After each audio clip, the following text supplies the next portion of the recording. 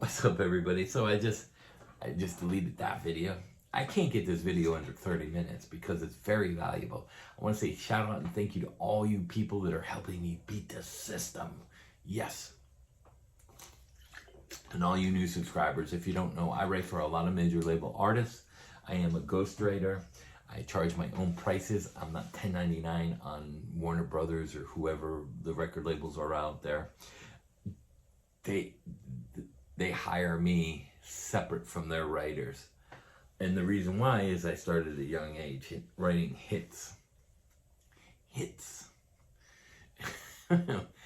But this video is going to explain the hypocrisy in playing. And I'm going to show you a very simplified version of why not to think about scales as scales. And that you can take a position such as this,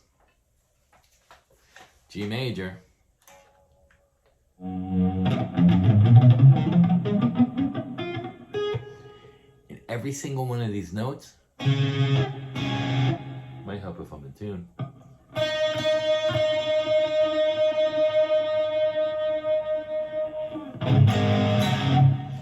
any one of these notes as a chord tone. I can build chords. So if I have a G, G, there's 1 G, 2 Gs, 3 Gs, 4 Gs. I can build 4 different chords with inversions off of one position, knowing the scale, and we're not going to call it scale no more. This is a very important video, and I recommend you listen through the whole thing instead of your 2 or 3 minutes. Why? I'm going to show you how you were scammed out of the process of learning guitar. That would be where my edit is. Again, I don't do bullshit commercials and all that stuff. Not the commercials, I don't have the control of, but I don't, have the beginning of my channel come in with a intro music and stuff. So here's the cool thing about this. So, and I'm going to use an example just to get it out of the way so you understand what I'm saying. And I'm not bashing these channels. You have Rick Beato, you have Rhett Shull, and Tim Pierce. They're all friends, right? So listen to what I'm going to explain. All 3 of them have their own Patreon, which is cool. You can support the channel, and that's great if you do, if you like them. But they all also have 3 different musical books that they sell on their channel. One done by Tim, one done by Rhett, one by Rick. Why do 3 people that have friends have 3 different music books? And are they all copied the same? Like, what? If you're on each other's channel all the time and you're all friends, why are there 3 separate books to buy? That's what I'm saying. And the problem with this is why we've been scammed, not by them, but out of music lessons. Everybody was taught the same way from the beginning, and it's kind of reoccurred. And I watched a great country session player, music player, and he couldn't even explain what he was trying to tell you guys. Tom Budovkov? I don't even know who he is. But what I respected about him, even though he didn't really understand what he was talking about, and I have no opinions of him as a player or a person. I don't know him. But he was talking about learning chords. Now if you look, those are all G notes inside this one position. So there's 4 different G chord possibilities. Now, I don't really care about that, and I don't really want you to, I want you to learn scales as positions in notes. Like, you don't learn chord, okay, there's an E, there's an E. This is like positions. Wherever you're learning the E is a position on the neck. So wherever you play the G major scale,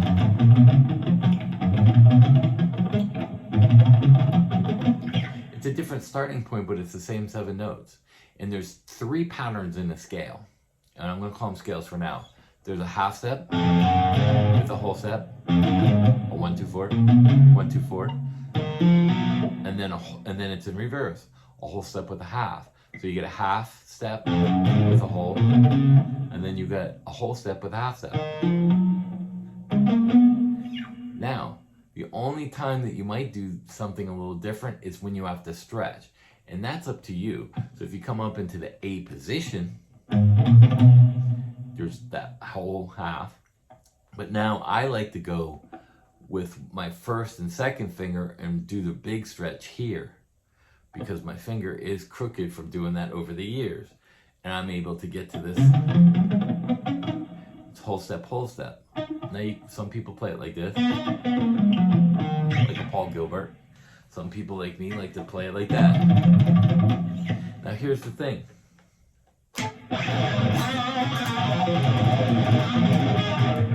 What were all those notes that I just played? I have not a effing idea. Why? I'm playing them too fast to even think what the notes are or where they're at. I have to learn it by position, by memorizing boxes. So if you take this as a position, this is a position, this is a position, and I learned the 1, 3, 4, and they're all relative.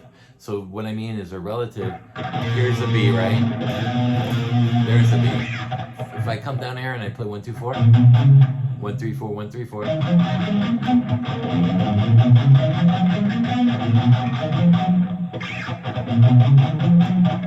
It's the same fingering. 1, 2, 4, 1, 3, 4. 1, 2, 4, 1, 3, 4. I'm just starting on a G, an A, and a B, so whatever corresponds. Same notes, different positions. There's only 7 notes on this whole thing. Like a piano, there's only 8 being an octave. You know, you got your sharps and your flats in between, such as here. But that's a whole nother thing. You can use those as passing tones. So I think of everything as a possibility because all chords come from these scales. So if the chord notes are scale tones, why do we have a division in chords and scales? There shouldn't be. You know why? Because whatever scale you play, root note will never change. So if this is my root note, A major, this is G major, root, and that's always going to be my second finger, even though I started off on the first finger.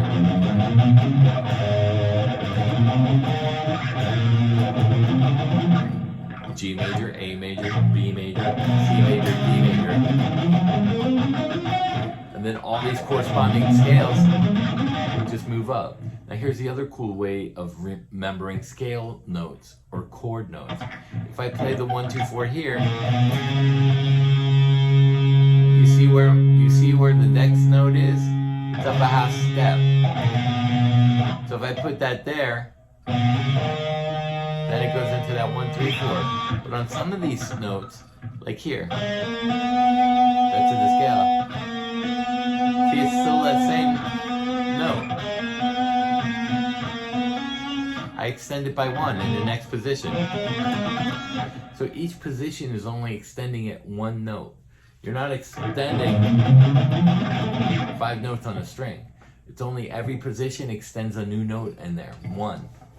So keep that in mind so it doesn't make it so difficult for you. Now the other thing is why I'm telling you this is going back into my writing.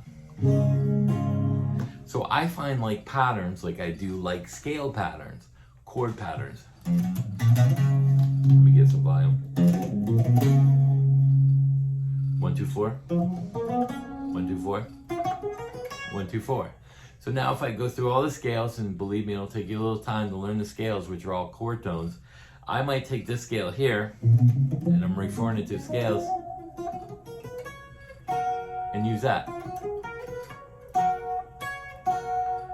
And that's in my B, and this is part of a G major triad. Now if I go through all the notes here,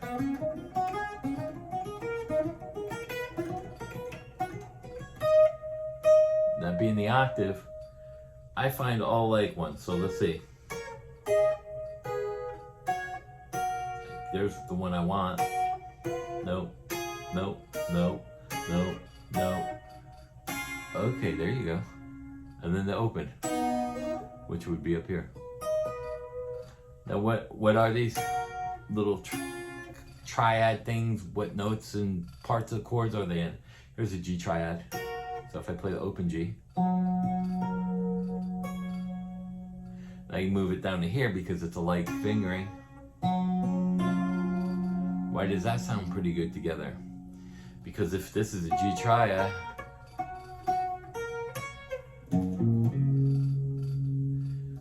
what's that note?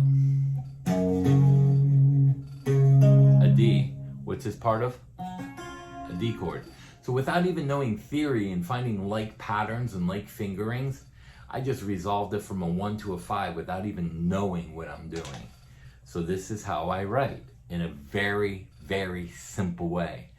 Pop people, country people don't want a lot of chords in their songs. They want simple melodies. So now I get these two like patterns.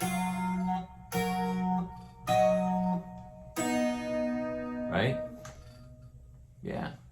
That don't sound that good though. But if I go,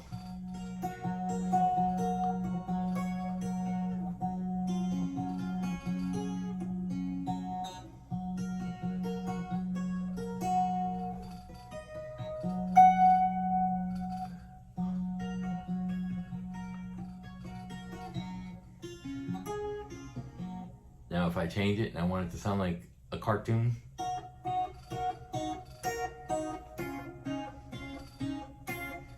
or poppy,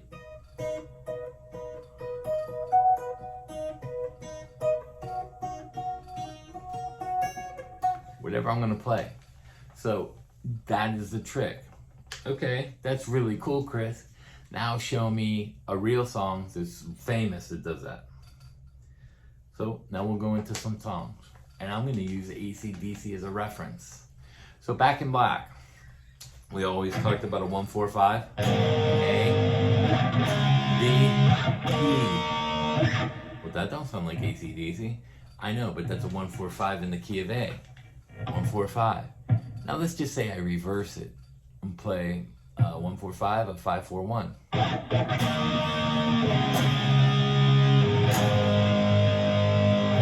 Okay, that still don't sound like AC/DC. But now I put a rhythm to it on the kind of tone I want going through my fractal or an amp, and I go.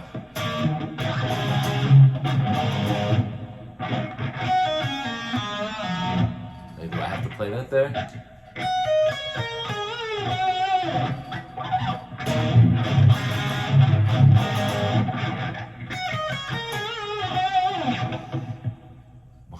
Wait a second. That's a 1-4-5, but reverse 5-4-1? Yes.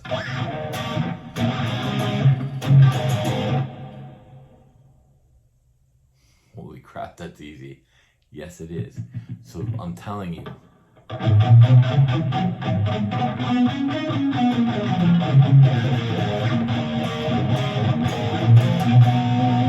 You get all those chord tones out of the scale that I call chord tones, and I play 1-4-5. Now let's do the same scale. I played that whole tone all the way. You can see all the like notes corresponding underneath, right? Yeah. So I have this.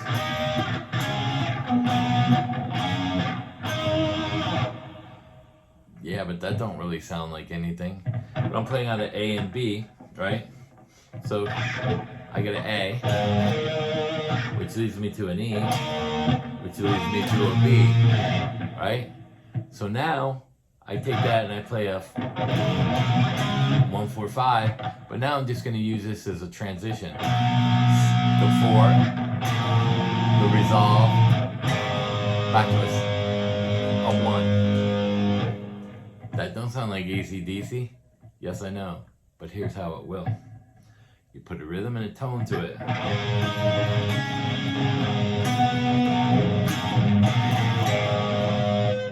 What? He's playing 2-note chord? Yes. That easy. Do you think he's thinking about this?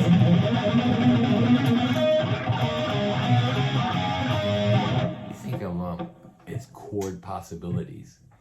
And then when you get into the fancier stuff like the soloing, double stop,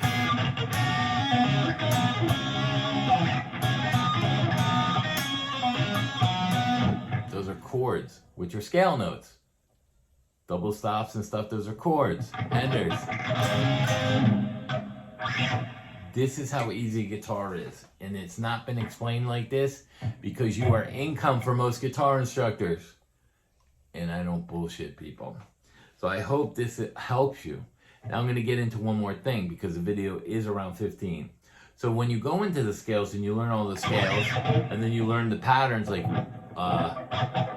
let's see.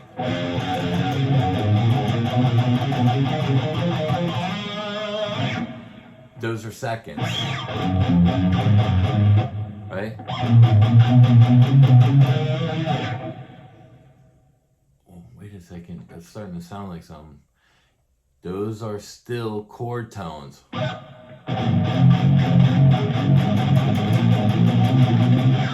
Oh, wait a second. What did you just do?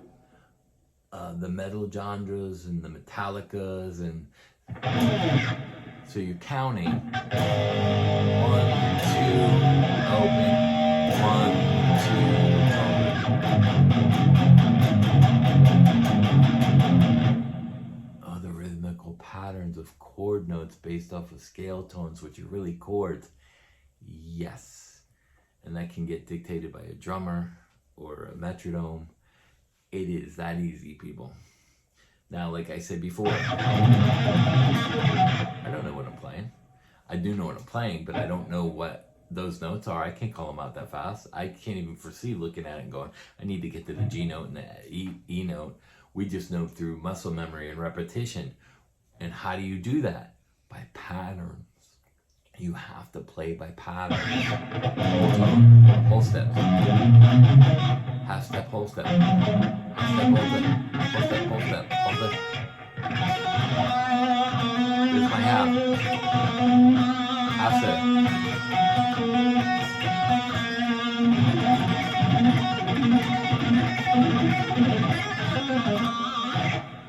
Hence going back into the soloing, what I was talking about before. So we've been processed to learn a certain way a very long time.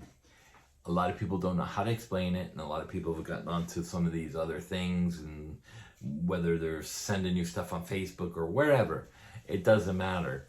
People don't know how to relay this like I just did, going into the other video, which all ties together on how I solo in the middle of the road and this and that. It is very intuitive, and this is probably some of the most helpful stuff from beginning to advanced guitar. So when you get into soloing and you learn patterns, that's a pattern too. And again, I call it position playing and patterns. So when I'm playing a scale, it has patterns. Whatever you're doing, you can play them in chords if you're quick enough to do that. But if you go,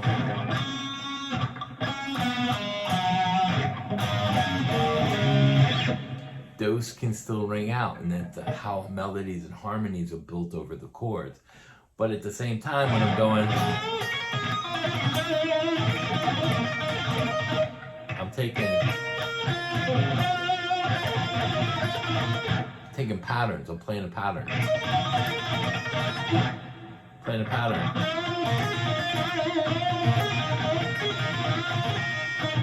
So the same blues thing is a pattern. This is a pattern.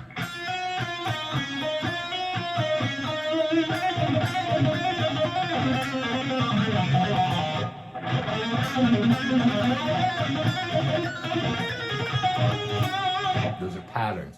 So I don't think of them as scales. And this is the most common reason why people fail. Scales are chord tones, nothing more. And chords are scale tones, nothing more.